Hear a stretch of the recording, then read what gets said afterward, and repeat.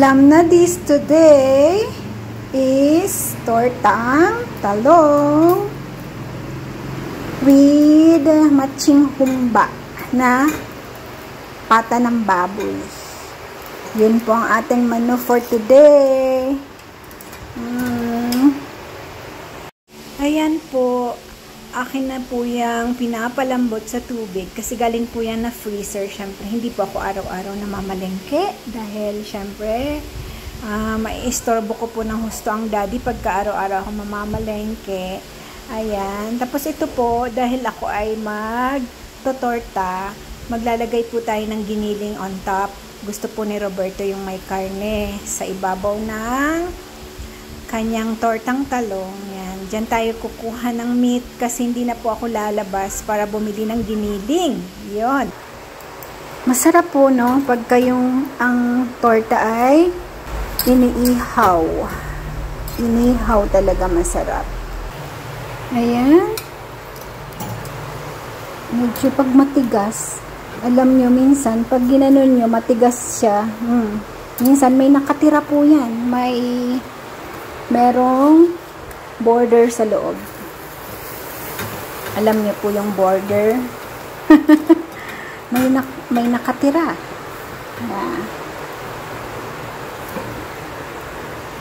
Ay, sorry po. Nangingiwi na naman ang ating camera. Yan. Ganyan lang. Kami po ni na mama, ang life namin is very peaceful. Peaceful ang aming life. Sabi ko kay mother, pag minsan, alam niyo yung matatanda, minsan ang naaalala nila yung mga bitter moments. Sabi ko, no, you should be thankful. Kasi ikaw yung matandang hindi nag-aalala kung anong kakainin. Pag magkakasakit, you don't need to worry kung ikaw ay di ba po, kahit papaano ay may pampagamot.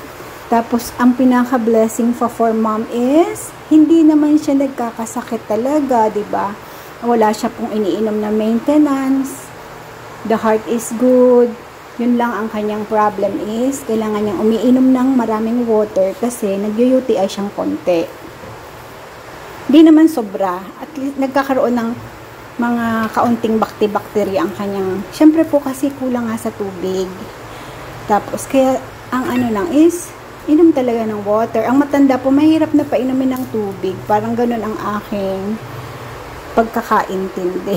Ganun din po kasi ang problem namin kay mami. Pagka binibigyan ko na po ng silang dalawa, 2 liters of water na from morning hanggang late afternoon, dapat maubos na nila. Tapos, konting tubig na lang ang iinumin sa gabi. Para, yun ang reklamo kasi ayaw ng babangon, naiihi ng naiihi. Pero talaga po, kahit ako naman, yun din naman ang pag tumatanda na po talaga, yung pantog is not na, diba? Not 100% na yung hindi na talaga siya ganun katibay, na hindi ka talaga magigising ng gabi para umihi. Ako po ganun din Lalo na po kung mainom ako ng water.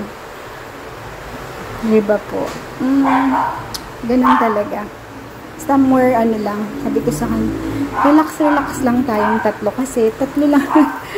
Wala ka namang wino-worry gaano, diba po? Ayan, pakulaan lang po natin to ng kaunti. Para hindi na po tayo magtatanggal mamaya ng mga, tawag doon. Yung kanyang mga sebo-sebo ba. Bilis lang po yan.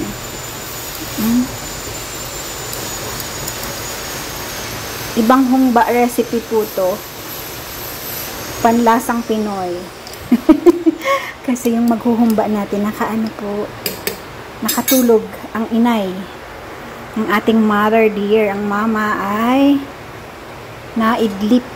Ganun po siya. Minsan, may time po kasi hindi siya nakakatulog ng gabi. Tapos, maaga ang gigising. Minsan naman po, may time na late na siya gumigising. Nasasarap ang tulog, hinahayaan ko lang po. Kaya lang pag mga 9 o'clock na, parang nag-aalala ako kasi hindi yun ang gising niya. Paiba-iba na po. Ito, hugasan natin to after. Ayan, dito na yan. Hugasan lang natin. Natin ng water. Sa kabila. Hugasan lang natin yan. Nakatulog ang mother deer. Papan-fry lang po natin to. Parang iba-brown lang natin. Tapos, inano ko na po to. Ano ba tawag doon? Food processor ko na yung bawang at sibuyas. Pinagsama ko na siya.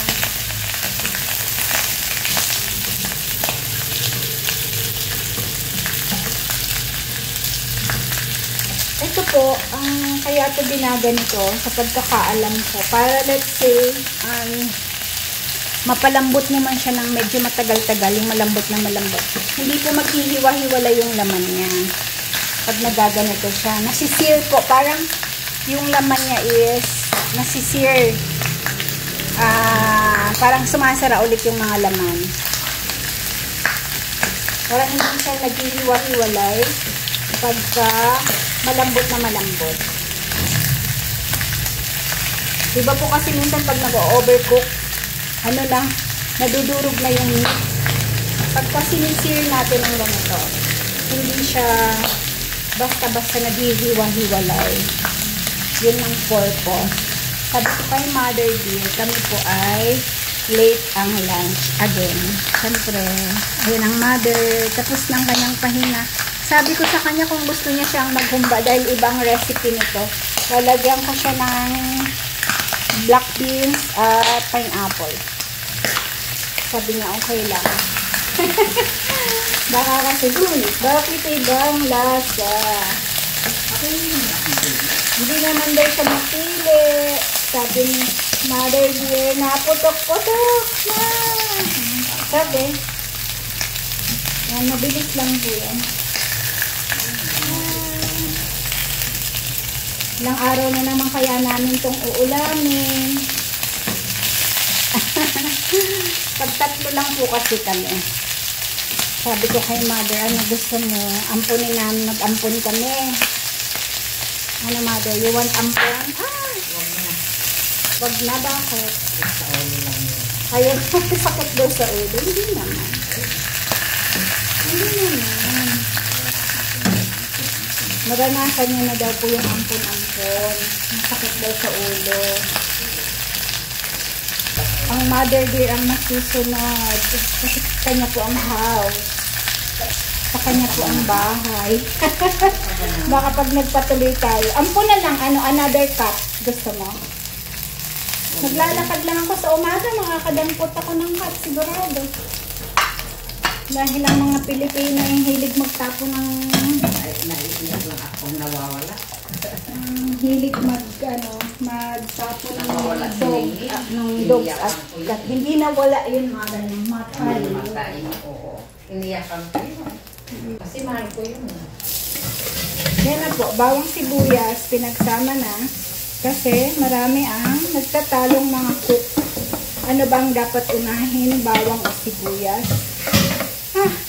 Para wala nang pagtatalo, sabay-sabay yun na. Ito po, iwan ko yan for ground beef doon sa ating,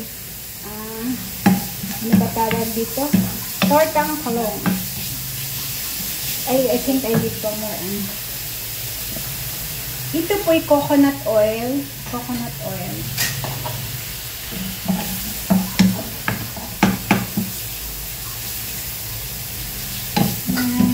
Tapos, hayaan lang natin siya medyo mag-brown konti.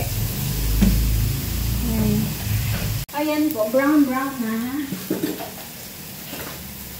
Dahil, hinanap ko ang star anise. Gusto ba yun ni Robert? Konti lang naman. Na ano siya, baka daw hindi magustuhan ni Daddy. Aba, kumakain nga siya ng shawarma na madaming star anise.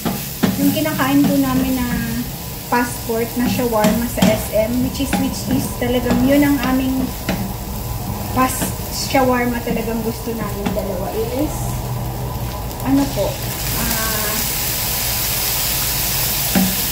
star anise po yun. Hindi ilalagay ko is only one. Alam niyo po bang ang star anise ay ano? Gamot. Sa China dati, yung kanilang mga ancient China, yan yung mga gamot nila eh. Alam ko sa cough, magaling din siya. Gamot siya. It's a rare medicine before. Mayayaman lang ang can afford.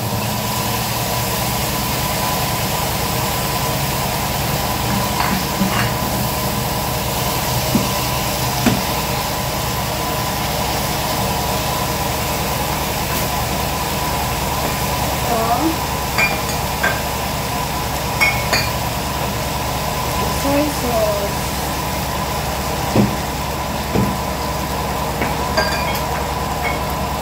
Soy sauce, water.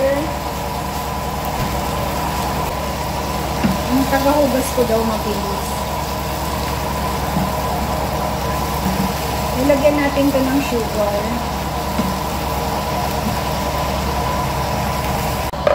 Ano na? We put na brown sugar. Konti lang. Ganyan lang muna.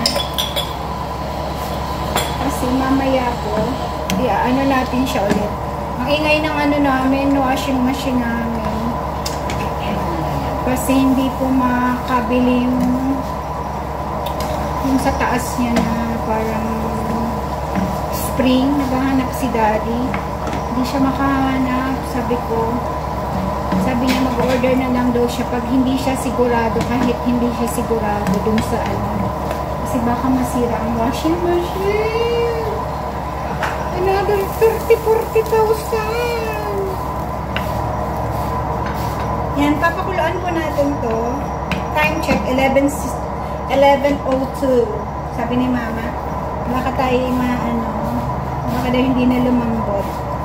Pag hindi lumambot, mag-inasal tayo. Punta sa mag-inasal. Kasi nagkikwentuhan po kagabi. Sabi ko, ubusin na yung salpikaw. Sabi ko, bukas salpikaw ulit. Sabi ni daddy, ay siya, ako'y mag-withdraw kasi naubusan po kami ng cash. Mag-withdraw daw siya. Magmamang-inasal daw kami. Tatawa ka sa kanya. Lagyan po natin siya ng kaunting nor seasoning. Para medyo iba makasa. Konti na lang. Ubusin na natin. Ayan na. Toyo pa.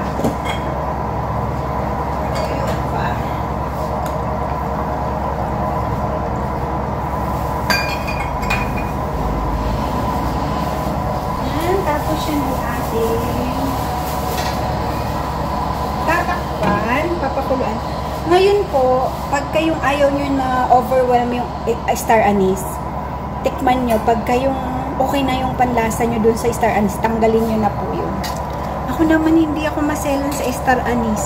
I like it. Tama po, isa lang ang nilagay ko. Dalawa lang peraso, tapos di ko pa dinagay lahat. No? Kasi nga, baka sensitive sa lasa ng star anise. Yan. Papakuluan lang natin yan. Pag kumulo, slow fire. Tapos, mabilis po yan dahil sa ano po namin ito binili eh. Sa meat shop yan eh. Bilis lang po yan lumambot. Ay, salamat. Natapos ng eroplano. Ang lakas talaga niya. Sabi ko, daddy, baka masira ang washing machine. Sabi ko po, parang may kulang. Ako po nalagyan ng peppercorn. Very important. At bay leaf. Diba? Dalawa lang na bay leaf. Yan. Sorry naman. I forgot. Pag tumatanda ka na, kasi ito po, mga ganito, usually, si mother ang nagluluto. Mga humba, mga ganyan. Siya po yan. Ngayon kasi, syempre, 83, medyo ano-ano na siya. Tapos ito po, dapat hindi ito humba. Dapat ito po ay, ano ba tawag dito? Sibot. Yung Chinese herbs po na parang papakuluan mo siya, lalagyan mo yung Chinese herbs. Sibot po yun. Pero alam ng mga Filipino po yung sibot, alam ko. Kaya lang po, yung nag-Canada kami, may dala kaming masarap na sibot. Ang nasa amin na stocks, hindi masarap. Tapos, syempre, ako po nag-uulyanin din. Syempre, inaamin ko po yun. Ang aking memory ay medyo I just hope it's because of menopausal. Huwag naman early dementia, diba? Ano po, sabi ni mama, meron pa tayo. Pero sabi ko, nagamit ko na ba o hindi pa? Hindi ko po mahanap. Ngayon, nung kinukuha ko yung star anise doon sa drawer, andun, may dalawa pa kami na sibot galing Canada. Diba? Heh, yun lang. Limot-limot is life. Tortang talong. Torta. Tayo ay magto-tortang talong. Little bit of pepper, oil, kunti lang, tapos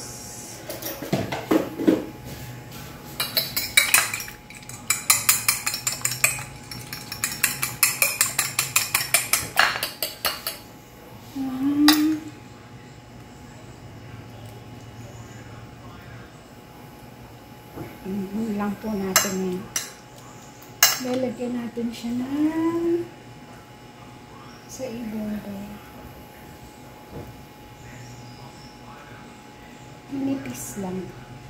Manipis lang po. Gusto ni daddy to, yung may ano po, may giniling.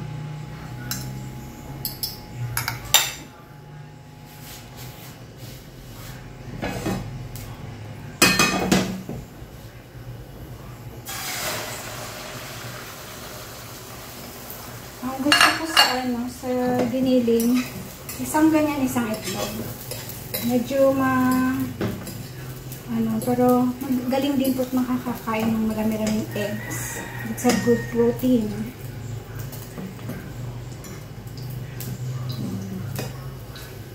Tapos pag naglo-low carb ka, ito, pwede ito. Pwede na po ito. Pwede siya.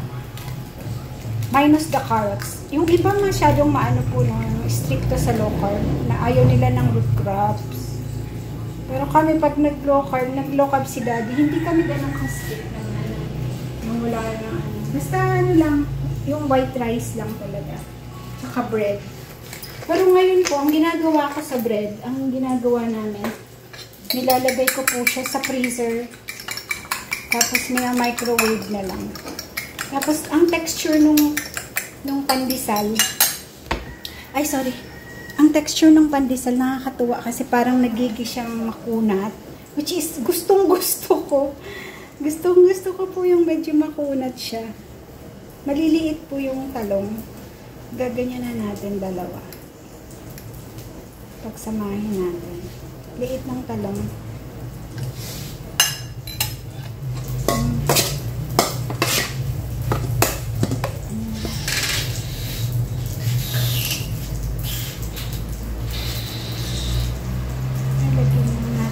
Slow fire lang para hindi mabigla yung luto ng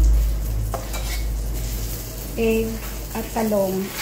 Lalo na pagka yung dito na sa part na dito na po sa part ng may meat. Pero ano lang po to, manipis lang ang nilalagay ko. Hindi siya madami. Hindi siya makapal. Kasi hindi ko siya pre-cook. Not pre-cook.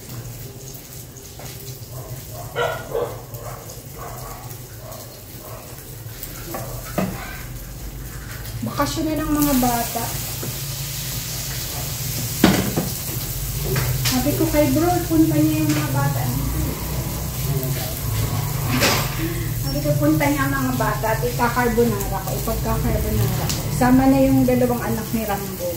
Kasi yun po ay pag ganitong bakasyon, talagang ano yun, happy. Siyempre, maglalaro talaga. Magkakalaro sila eh. Nakakatuwa naman, di ba po? Kasi may kalaro yung mga bata. Hindi mo kailangan pumunta ng ibang lugar para lang maghanap ng kalaro. Nakakatuwa. Naalala ko nun sila ate, si Justine. Pumupunta pa yun sa kapitbahay para makipaglaro. Diba? Naghahanap ng kalaro. Minsan mapupunta sa bahay nila. Ayaw niya nang pauwiin. May mga ganong kwento si ate Justine dati. Ayaw niya nang pauwiin. Tapos nagpupo daw. Alam niyo, hinugasan niya yung puwet. Para lang hindi umuwi. Umuwi yung batang kalaro niya. Ganong kwento ng maliliit pa, diba? Now, ate Justine is 30 plus years old na. Isipin mo yun, yung mga batang kakulitan ko dati, yung sobrang kinukulit-kulit ko dati. Pinapaiyak-iyak. Pinapaiyak-iyak ko po yun. Pag naglalaro kami yung memory game na cards, ganyan.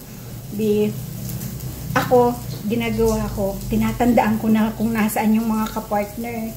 Pag nag-jack and poy kami at akong nauna, ano ko yun? Pag sinimulan ko, natatapos ko sa dulo, inis siya. Iyak siya, talo siya eh. Hindi niya lang, dinadaya ko siya. Pero pagka yung hindi ko alam yung balasa, talo niya ako. Magaling po siya eh. Nakakatuwa lang si ate Justine. Madami pong memory yung dalawang Canadian dito. Yung dalawang bata na nasa Canada.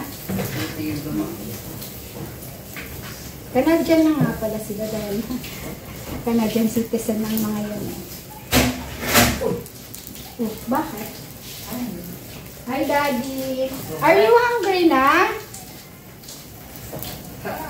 Di pa naman, oh, because the humba is still humba. Not yet humba. Ika na nga, baka, oops!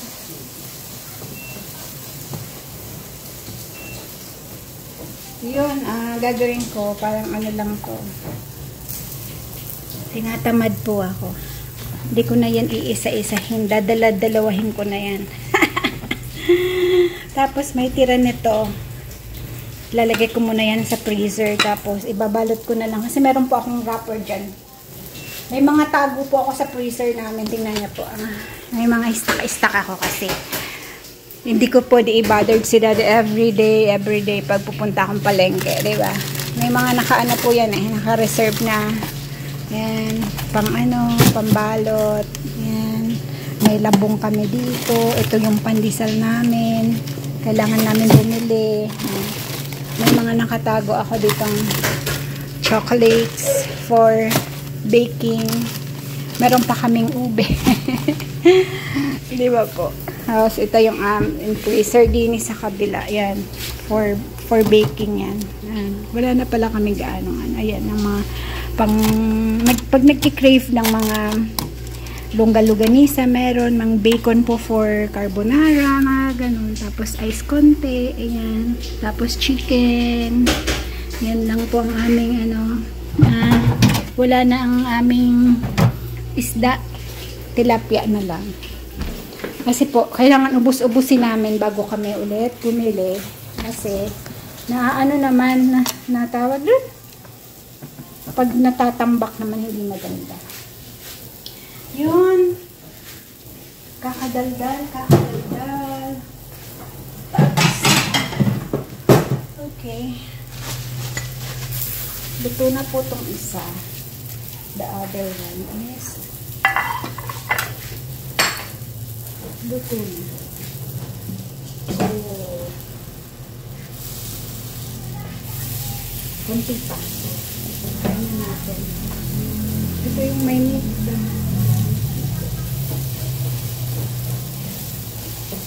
Luto naman na po yung ano yan, di ba? Luto na yung kanyang talong. Ano lutuin lang natin dyan is the meat and the egg. Kaya dapat minsan talaga i-pre-cook muna para mabilis lang ang lahat. Hindi ko na pre-nating. Ay!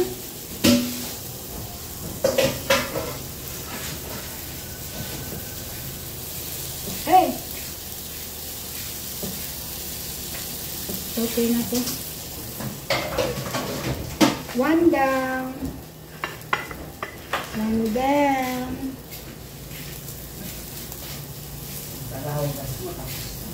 Taguhugos ko daw ay finish na. Nanay ko talaga. Akala ko maliligo ka. Mamaya na daw. Akala ko maliligo. Pag naliligo pa naman 1 oras, ang tagal. Tapos po ang ginagawa ko, katok ako ng katok. Sasabihin ko, ma, okay ka lang ba dyan? Katok ako ng katok. Siyempre, di ba po? Nagagalit, pinapalabas si Lorenzo. Lorenz, labas na. Labas na. Ay, malapit na. Kunti na lang. Ayan mo na, ma. Di naman mag-aano yan. Di naman mangungulit yan. It's okay. Maano na po. Malambot na. Pero, ano pa, konti pa. Ano na siya, pwede na siyang kainin. Pero masarap kasi nito malambot. Dagdagan ko pa siya ng konting water. Kasi masarap ang sabaw niya. Yummy ang sabaw. Ayan po, ilalagay na natin yung banana blossoms. Ayan, mga stock ko din po. Buti hindi pa nasira. Ayan. Buti nga po, hindi pa nasira yung banana blossom.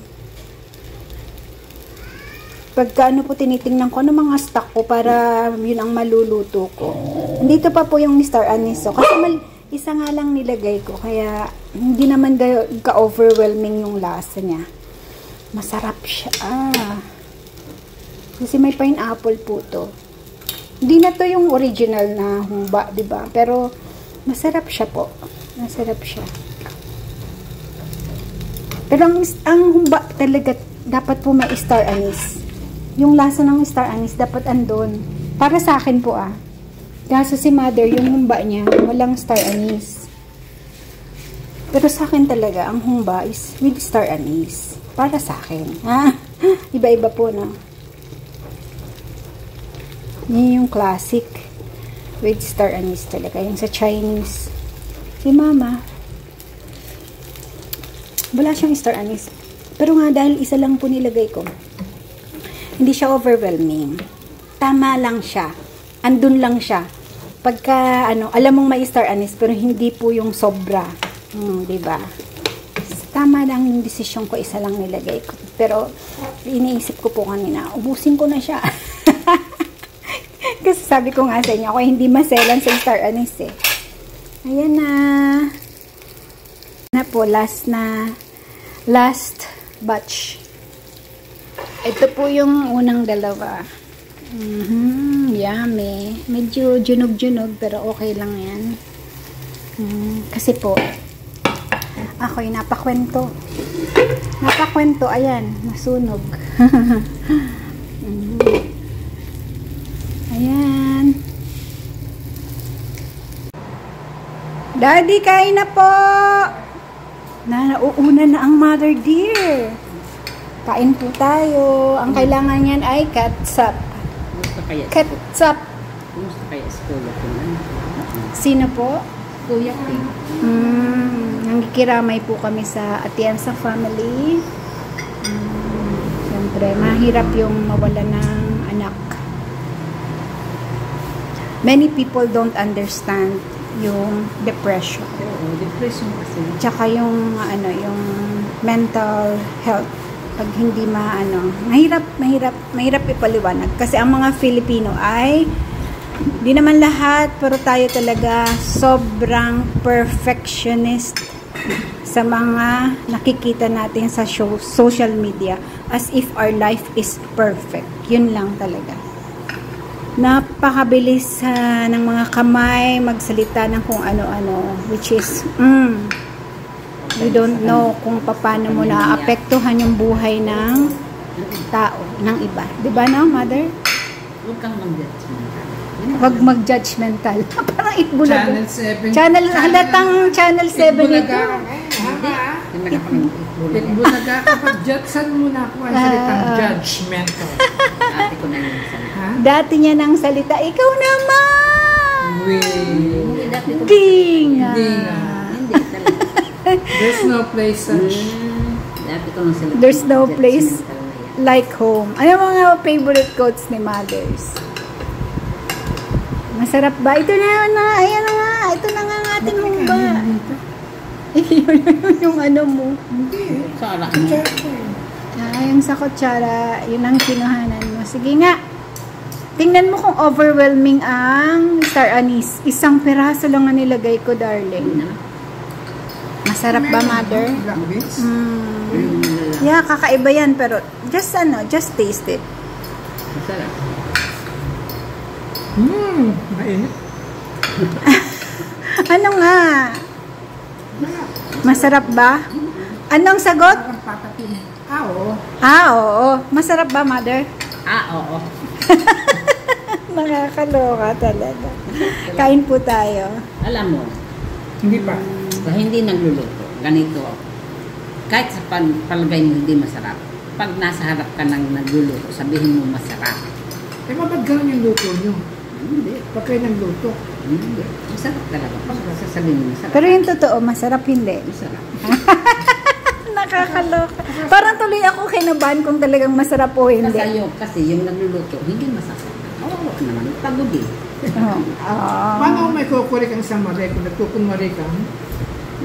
Pero hindi, pinatikim ko yan sa kanya kasi yung alat ang ano ko eh. Kasi si Mother is the alat. Gusto ko yung may komento sa trabaho kaysa Si Daddy naman, pretend na Ako hindi man pretender. Pero pag ano kailangan talaga. platters lang. Like pretender. Hindi. Kung ka talaga. Yes! I'm the good. Hindi. Kung kailangan mo talagang mag-ano. Lalo na sa nagluluto. Parang ano mo lang. Nagpagod eh. ba't yung mata mo nalilisik? Kailangan hindi nila alam. Nagpagod din. Oo nga. Sila ang magluto. Siya po, kain na tayo. Parang ano na si Mother. Oh. Thank you. Kain po tayo. Pero hindi, ito masarap naman.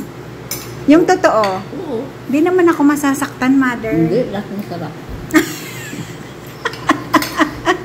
Nakikiri-kiri si... Ikaw ang naghihirap magluto. Lahat masarap. Bumalik doon eh. Ayan po, dessert tayo. Ayan. Paminsan-minsan lang po ito. May bilihan kasi sa tapat namin. Thank you, Raymar. Sugar spike. Kaya ma, doon. Yes, kay Raymar yan, Mother. Paminsan lang naman. It's okay. Indulge sometimes. The loveliest day comes when you wake up one morning and realize the beautiful truth that God still colors your world even after all the trials you've been through. Each day is a reminder that no matter what we face, God's mercy is new every morning. He allows trials not to break us, but to build us, to shape our faith and deepen our trust in Him. So today, let's welcome this new life with gratitude. A beautiful morning, a relaxed mind, a peaceful soul, a healthy body, a loving heart, and answered prayers. In James chapter 1 verse 12 says, "Blessed is the one who perseveres under trials, because having stood the test, that person will receive the crown of life that the Lord has promised to those who love Him." Thank you for watching. Have a blessed day, everyone. God bless.